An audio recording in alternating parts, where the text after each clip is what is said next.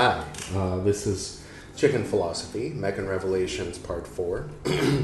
We're still reading the introduction.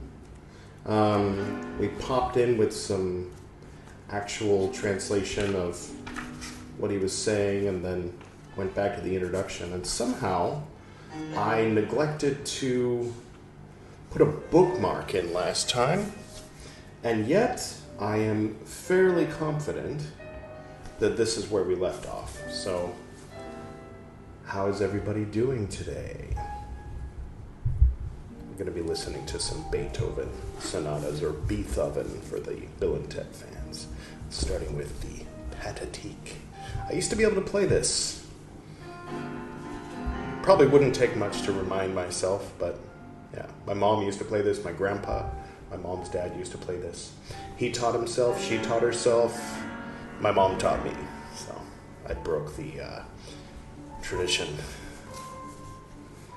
Okay, can I do this with my eyes today? Let's find out. Introduction to the book, parentheses of Meccan Revelations, end parentheses.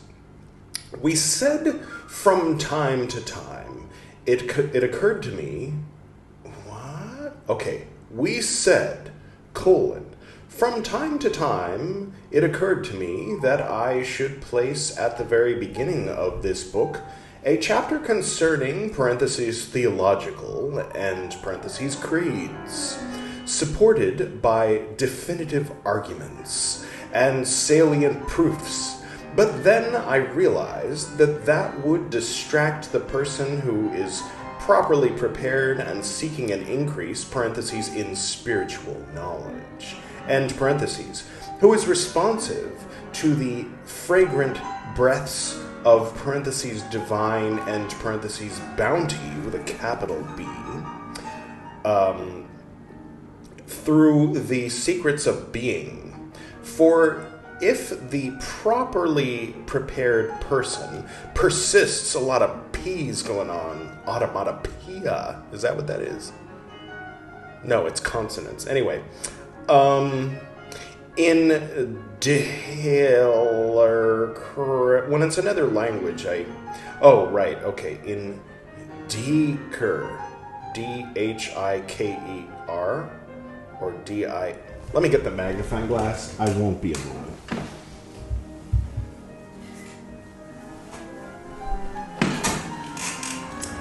Gotta get some reading glasses. Alright. So basically they don't want to turn everybody off with a lot of dogma in the beginning. They just want to jump right in with what Ibn Arabi is saying. Sort of like reading Teilhard de Chardin and skipping the Bible, you know. Speaking of which, yeah, I think we should bring Teilhard de Chardin on board at some point, not right away. We just started Meccan Revelations, so we'll give it some time to breathe. I don't think I have any de Chardin here. I think I had 2 books back in the States, but yeah, I will start building, if I can, if it's available here, building up a collection, and yeah, we'll read some de Chardin. He was an interesting cat. And I like to imagine that he maybe knew my grandpa on my dad's side, because they were both in China at the same time.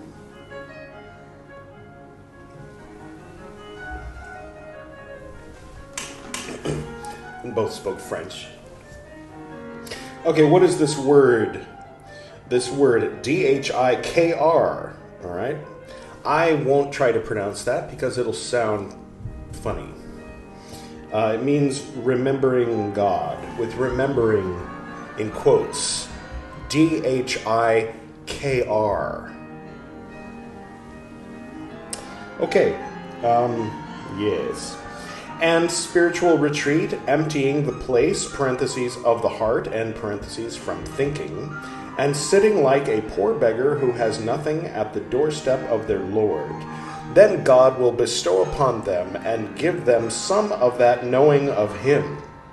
of those divine secrets and supernatural understandings which he granted to his servant Al-Qadir. Sit like a beggar. It sounds very like meditative. Yeah, empty the heart of thinking. Sit like a beggar before the door. Are you supposed to sit in front of a temple or something? I don't think it matters where you're sitting. Could I sit on my Zafu and Zabuton? Maybe. I don't know. The secrets of the universe. Or at the very least, I mean, I find that when I'm finally able to empty out my mind of some thoughts, it's not so much, I mean, I'm not like saying this is what this means, but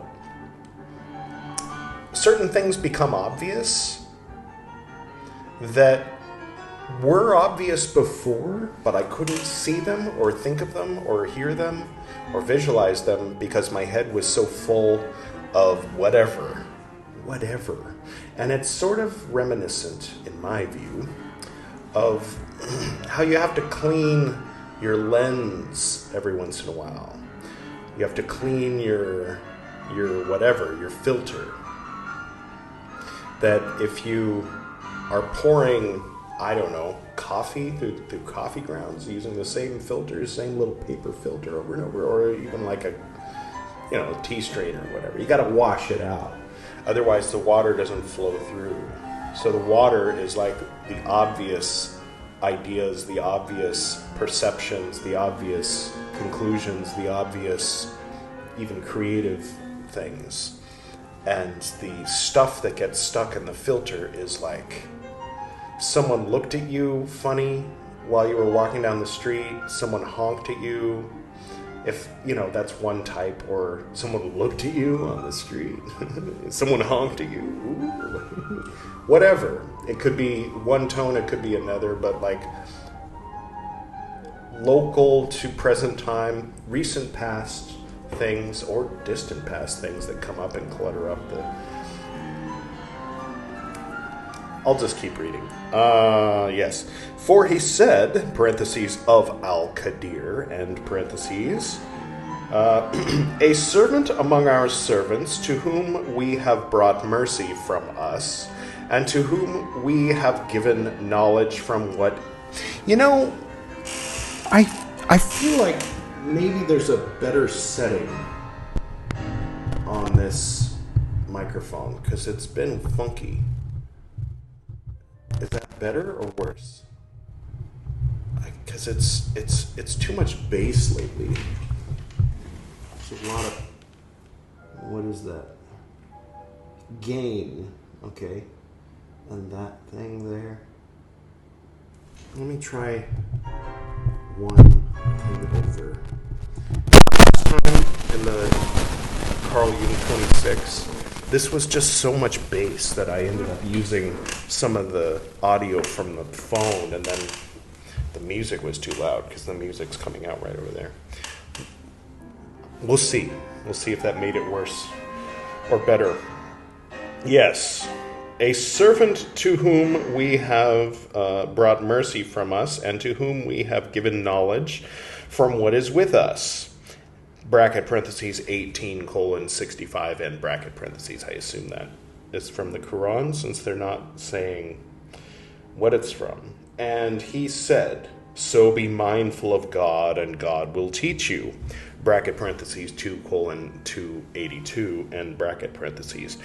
And if you are aware of God, he will give you a criterion, parentheses, of spiritual discernment, end parentheses, and he will give you a light by which you will walk, bracket parentheses 57:28, end bracket parentheses. ... Abu Yazid, parentheses al-Bastami, end parentheses, said... Quote, again, this is all introduction. This isn't Ibn Arabi. This is people like trying to put him in context and all this other stuff. How much longer is this going to go on?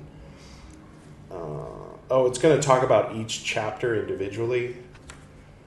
Okay, all right.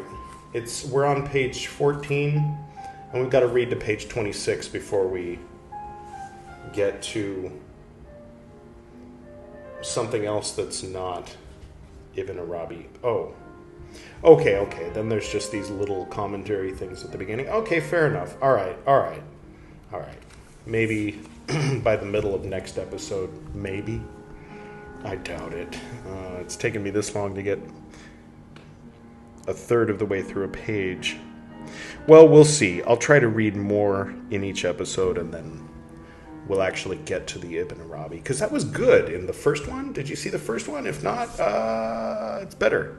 It opens up with some actual Ibn Arabi, where this is all just kind of like, let's make reference to the Quran. He doesn't do that as much. Okay. Yeah, it's fine. It's fine. It just is what it is. Abu Yazid, parentheses, al-Bastami, and parentheses, said, quote, you all took your knowledge like a dead person, parentheses, receiving it, and parentheses, from another dead person. I like that. Bring out your dead. Let the dead bury their dead. But we took our knowing from the living one who never dies. Bracket parentheses 25:58 end bracket parentheses exclamation point end quote. So the person with concentrated spiritual intention, parentheses hima, end parentheses, isn't that the stuff you put on your hand at the wedding? I don't. I'm not a lady. During their retreat with God. Oh, no, I did get it. I guess everybody gets it on their hand because I got it on my hand. All right. How did I forget that? During their retreat with God, may realize through him how exalted are his gifts and how prodigious his grace. Parentheses, forms of spiritual, end parentheses, knowing that are concealed from every theologian on the face of the earth. Isn't that convenient? And indeed, from everyone relying on, parentheses, purely intellectual, end parentheses, inquiry and proofs. Well, shit. Let's just stop reading right here and just sit like a beggar, empty our thoughts, and then just see what comes out. Oh! I'll just keep reading that. It's just not in the zone right now, I guess. Yes. For such knowing is beyond, parentheses, the grasp of, end parentheses, inquiry with the intellect. I mean, fair enough. Like, I'm of two minds when it comes to, like, saying, oh, well, you couldn't possibly grasp this with reason. It's like, okay, well, isn't that convenient? So you can just kind of say anything at this point, and, that's the cynical side. Then the other side is like, I mean, if you look at the tree of life, right, Netzach is higher on the tree than Hod. I mean, not physically higher, but higher up, further up the path of the flaming sword. Reason can only get you so far, and then you have to go beyond that. And since we're reading something about, whether it be mysticism, spirituality, religion, or whatever title you want to put on it, then it ought to be expected that we're not analyzing this purely analytically. I think even the Jung stuff isn't exactly purely analytical. Ironically, so far the Buddhism that we've read is purely analytical. So that seems to be the spectrum. I think once we get into like the Sutta Pitaka, is that what it's called? Once we're done with the Vinaya Pitaka and we get into the Sutta Pitaka, Vinaya Pitaka is just all about how to run an organization of celibate monks and nuns. And so it's like, yeah, it makes sense, and some of it maybe it made more sense 2,600 years ago. Society was different back then. But it's just kind of pure reason. But this is like telling you up front, don't expect to get any of this with that part of your brain that makes sense. Rely solely on, intuition, what doesn't make sense, your empty heart. I mean, I say it like I'm being facetious. I'm trying not to be. Okay, let's set aside set that aside. Okay, all right, I'm ready.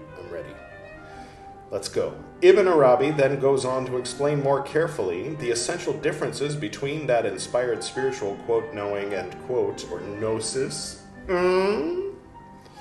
parentheses, ilm in the Quranic sense, end parentheses, and the theoretical, parentheses, knowledge, end parentheses, of the theologians, scientists, etc., which is acquired and supported by intellectual argument. Having done so, he then offers, parentheses, in his final version of the Futuhat, end parentheses, 3 successive, quote, creeds, comma, end quote, which in fact suggest 3 different potential audiences who will find these Meccan revelations either incomprehensible, not really needed, or of limited utility. Those are the options, okay. In particular, these remarks help explain why anyone who approaches the Futuhat, parentheses, as it was actually written, of course, and not through extracts and short selections, end parentheses, which is all we've got through this English book, without the necessary aptitudes and proper motivating intention will very quickly set it down. First, he explains that he has begun with, and then the margin changes, so I guess this is now him explaining. The creed of the uneducated, parentheses, awam, end parentheses, among the people of outward submission and unthinking compliance, parentheses, taqlid, end parentheses, and the people of, parentheses, purely intellectual, end parentheses, inquiry, parentheses, nazar, end parentheses. If I'm not mistaken, another usage of that word, or another translation of that word, is the evil eye. And here it's people of inquiry. Yeah, yeah. And then in parentheses, purely intellectual. Well, here, nazar is an Urdu word, which has crept its way into Hindi, the same way that a lot of Hindi words have crept their way over into Urdu. Urdu is basically Arabic. It's the Indian version of Arabic. And nazar has worked its way into common vernacular in Hindi, if that makes sense. So it's a word of Arabic origin that if you asked anybody who speaks Hindi, if they know what nazar is, they would probably say yes. And if you asked them what language it was, they might say Hindi, but it's Urdu, it's Arabic. And it means, yeah, like when people are looking at you, when they're thinking about you, when they're looking at your Instagram posts, and usually there's like a hint of jealousy or envy or something unintended, maybe intended, maybe unintended, but it's bad vibes that are being directed at you. So, what do you do about it? Well, it's one of the oldest questions in humanity, is how to ward off the advertent and inadvertent black magic effects of nazar.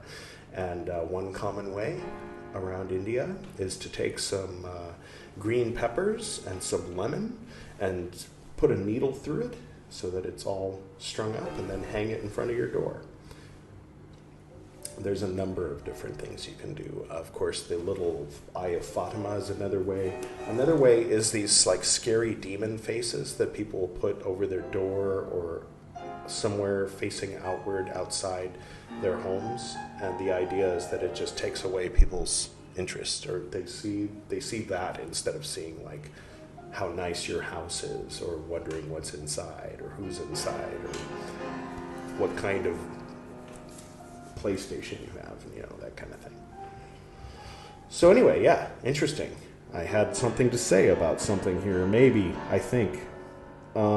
Yes. Next I shall follow it, God willing, with the creed, in which I've alluded to the sources of the parentheses theological and parentheses proofs for this religious community, 4 dots. I've named it, quote, the treatise concerning what is well known among the beliefs of the people of external forms, or parentheses, al-rusum, end parentheses, end quote. I always find it interesting when one language uses a lot of long words to translate something which in another language is 3 very short words. Take, for example, L'Olam, Leolam in Hebrew. It means forever and ever and unto the ages of ages. Literally, it means to or toward the world. But it gets translated into Latin as secula seculorum. And into English as forever and ever and unto the ages of ages. Anyway, where was I? Then I shall follow that with the creed of the elite among the people of God, the, quote, verifiers, end quote, parentheses, muhakikun, end parentheses. I always feel like we're in Dune among the Fremen, not coincidentally, since they're based on Arabic peoples. Among the people, I haven't seen the new movie yet, by the way. I'm a Kyle MacLachlan, David Lynch loyalist when it comes to Dune. But I did read all the books, including, never mind, the ones by the kids. The main 6, of course, are here's a comic book illustrated version, like a graphic novel version, and then here's the others. Those 4. Dune canon. Not the apocryphal stuff written by his kid and that guy, Kevin something. Anyway, among the people of the path of God, the people of, parentheses, spiritual, end parentheses, unveiling and finding. 4 dots. And that completes the introduction to this book. That's what Ibn Arabi wrote as an introduction to the book. Oh, wow. Whoa. This is probably the last time this was a bookmark I used when I was reading this book before. So I read it and then put it down and then picked it up again 16 years later and started reading it to you. I skipped the introduction the first time around. Now I'm finally reading it. Alrighty then.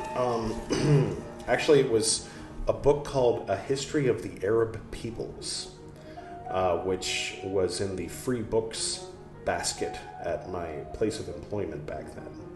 And I was interested in, I read, I don't know how much of it.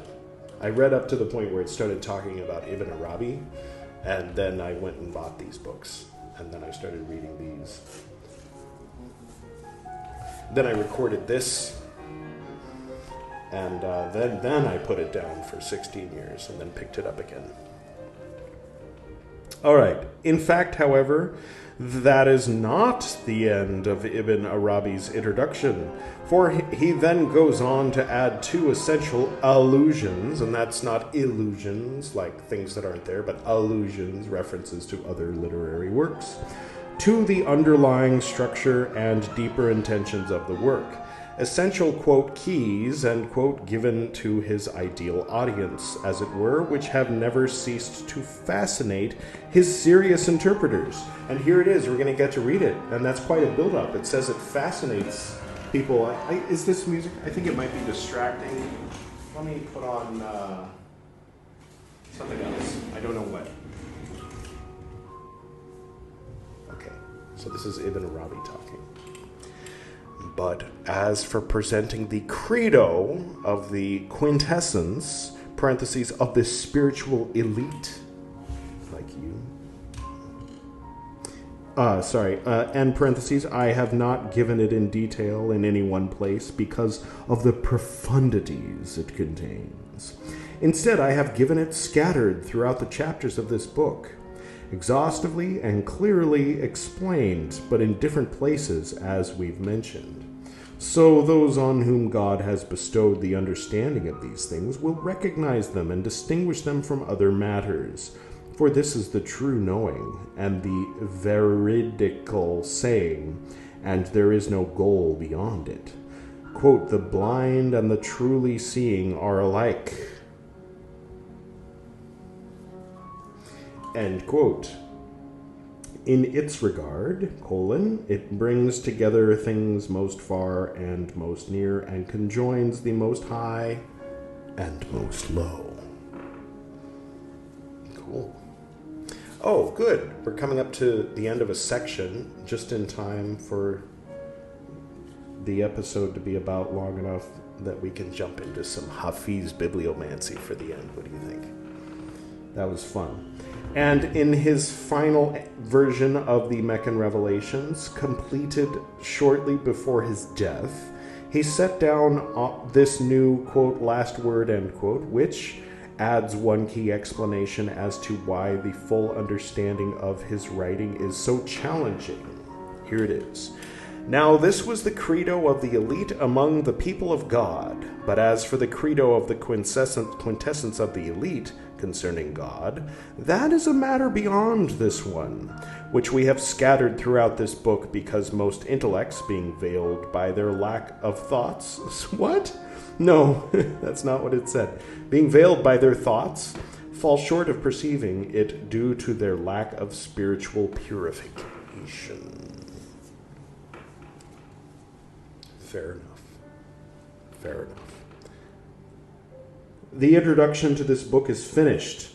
God speaks the truth, and he guides on the right way. All right, so again, this is Meccan Revelations by Ibn al-Arabi, who hailed from Spain back when it was cool. I said what I said before it was Catholic, when it was Islamic. Just to be clear, and this is Hafiz, something around-ish a contemporary with Ibn Arabi, but Hafiz was from what we in present day call Iran, Persia, if you will. So you've got a map of Europe happening over on the other side of the Mediterranean, across the Straits of Gibraltar. You've got Ibn Arabi, and then way over here, past Saudi Arabia, you've got Hafiz, both of them Sufis, in around the 13th century. Just painting a picture. Time for the bibliomancy. Actually, first it's time for the coffee. Once upon a time in Yemen, they ran out of khat, which you could chew or drink to get a buzz going. Stains your teeth green, that stuff. And there was a sheikh anyway, he had heard something, probably from an Ethiopian goat herder named Kaldi, but indirectly maybe, that you can roast and grind coffee beans and strain hot water through it, and that'll get you high. So they did it, they liked it, they loved it. It started to spread from there, from Yemen out, and eventually to Constantinople, where they began building coffee houses. And then in the 1600s, someone from England went to Constantinople and went to one of these coffee houses and said, holy shit. And then they started building them in London. The demand was so great for them that it became high in demand, and so they used slave labor to make massive quantities of coffee. That's the shitty part of the story. But anyway, let's do some bibliomancy, shall we?